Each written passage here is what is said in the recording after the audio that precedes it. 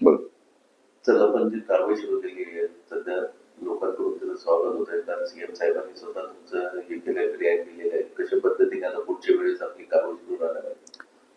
नाशिक शहरातील मागच्या महिन्याभरातील वाढत्या गुन्हेगारीच्या घटना बघता नाशिक पोलिसांनी त्याविरुद्ध धडक मोहीम हाती घेतलेली आहे.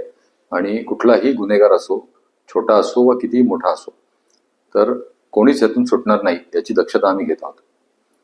आम्ही वेगवेगळ्या प्रकारच्या मोहीम हातात घेतलेल्या आहेत. म्हणजे ते टवाळखोर मोहीम असेल किंवा ज्या ठिकाणी अवैध मद्य विक्री होते ती टपऱ्या पाडणं असेल, किंवा प्रिव्हेंटिव्ह ॲक्शन्स घेणं, जे रेकॉर्डवरचे गुन्हेगार असतील, गँगस्टर्स असतील, किंवा जे मोठे काही गुन्हेगार आहेत की ज्यांनी मागच्या काही फायरिंगच्या इन्सिडेंट्समध्ये त्यांची नावं निष्पन्न झालेली आहेत, तर त्या सगळ्यांच्या मागे आम्ही लागलेलो आहे.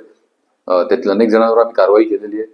आणि एक पोलिसांबद्दल विश्वास निर्माण होईल अशा प्रकारचा एक मेसेज आपल्या मार्फतीने, माध्यमांच्या मार्फतीने जनतेकडे जावा, ही नाशिक पोलिसांची आपल्याला विनंती आहे. माझे पूर्ण नाशिक मधील नागरिकांना आव्हान आहे की पोलिसांवर विश्वास ठेवा.